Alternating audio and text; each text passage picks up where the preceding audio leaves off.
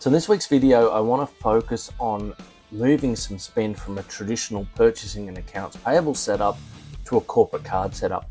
I'm going to cover why people do that, and most importantly, I'm going to cover some of the pitfalls associated with doing that and how to avoid them.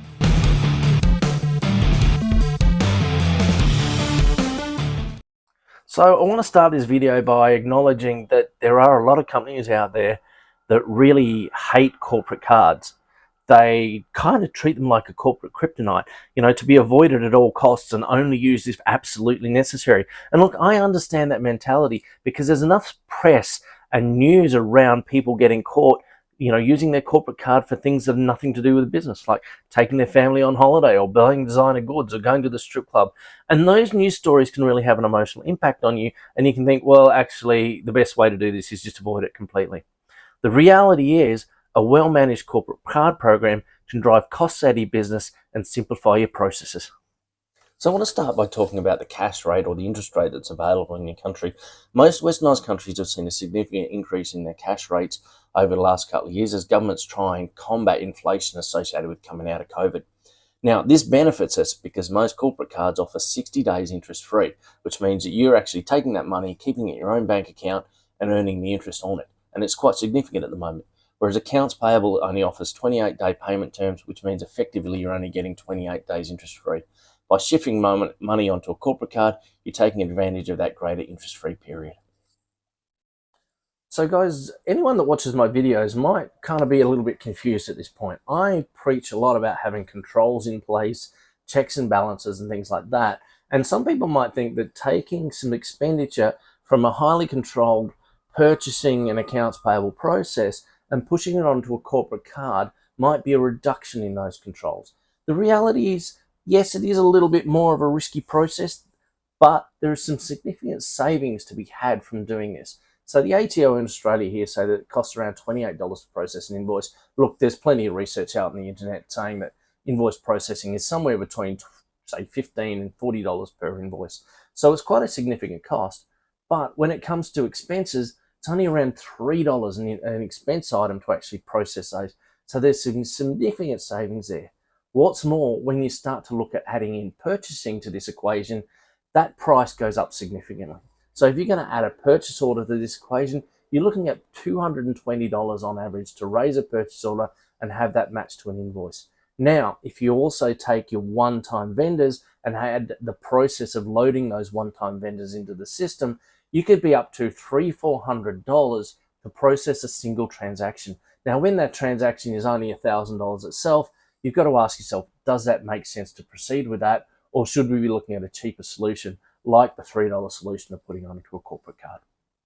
So there's some significant cost savings associated with shifting those invoices from accounts payable to expenses. I mean, even if you're looking at only 1,000 invoices a year, that's going to be around $20,000 to $25,000 worth of process cost savings. And that's significant. If those invoices are associated with a purchase order or a one-time vendor, that goes up even more. So the other problem we need to talk about is duplication in accounts payable. Now, duplication happens when a supplier sends an invoice in, they don't get paid, so they send a second one in. And then you've got two invoices in the process, and occasionally both those invoices get approved and paid. By shifting your invoices onto a point of sale like a credit card, you're dramatically reducing that duplication because the supplier's already got their money, they don't need to chase it up, there's no need to send that second invoice in. So there's some savings there as well. The only problem is making sure your corporate card program is robust enough to handle the increase in volume and the increase in scale. So the first thing you want to do is have a very clearly defined policy around the use of your corporate cards. This has got to cover things like what the card can be used for, what it cannot be used for, any rules or limits that are associated with the card. But it also needs to cover off things like the administration of the card, how often you're expecting people to submit receipts, submit their expense reports, and what's going to happen if they don't do that, up to and including removal of the card. One of the main problems I see with corporations that have a lot of credit card fraud is that they don't actually have a policy. And that has a knock-on effect because when we come to prosecute those people, we don't actually have a legal leg to stand on because they never signed up to anything saying that they were aware that they weren't allowed to buy their custom and designer goods. So the most important thing, have that clearly defined policy. Once you have your policy defined, the next step is to really look at expanding that policy. And the logical way of doing that is looking at your current supplier database, getting a report that gives you say number of invoices per year, average number of invoices per year, total, and what the average invoice value is. And then you can do a sort maybe on the average invoice value, and it's going to show you the suppliers that on average have a low invoice value. Also, the other thing to look out for is single-use suppliers or one-off suppliers, suppliers that you only might use one time a year.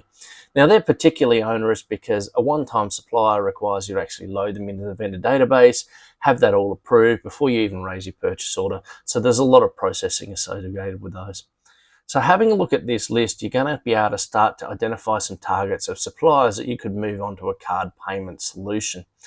The other thing now that you've got the list is to go out and see if these suppliers all fit into a particular category or type, or whether it's just all that they're low value suppliers. So when you're looking at what suppliers you could move to card, one of the things to take into account is risk. And inherently, whenever a value is greater, there is more risk associated with the transaction. That's why we're looking at those low value suppliers and the one-off suppliers and asking ourselves whether they can be moved onto a card. And we're leaving those high value suppliers, those regular suppliers, in the purchasing system where they need to be. Now, at this point, it might be relatively tempting to just take that list and say, okay, any of the suppliers are on this list or low value suppliers, let's push all that onto card. But I would encourage you to do an extra level of analysis around that. There may be some companies that don't accept card because they're business to business and they only accept electronic funds or check payments. And there might also be some companies that you just don't want to take that risk with. Things like consulting. Consulting fees are notoriously hard to figure out whether you've got any value from them. So that might be more appropriate to stay in the purchase order system. So I would encourage that extra level of analysis, and then you can come up with a categorization of what suppliers should be paid on card and what shouldn't. So once you've got your list of suppliers, guys, the next step is just to go and re-update that policy. But make sure you're really prescriptive around what sort of expense you guys want to be pushed onto that card. So what sort of suppliers we're going to accept, what sort of suppliers we're not going to accept, and again, what are the ramifications for going outside of that policy? So there's two more things I would encourage you to consider as part of your expense process. The first is a pre-approval process. Now this might be on email, or if you've got some technology that handles this, that's great. But basically what we're saying is we want the employee to go out and actually say to their boss, this is what I want to do, and this is what I want to spend my money, and this is I'm going to put it on card. And the boss gives them a pre-approval, yes, that's okay. The second thing you want to look at is an independent audit step within your approval of that expense report. So expense report will normally go from the employee to their manager for approval. And then you want to have an additional step outside that chain of command. The reason why you want to do this is twofold.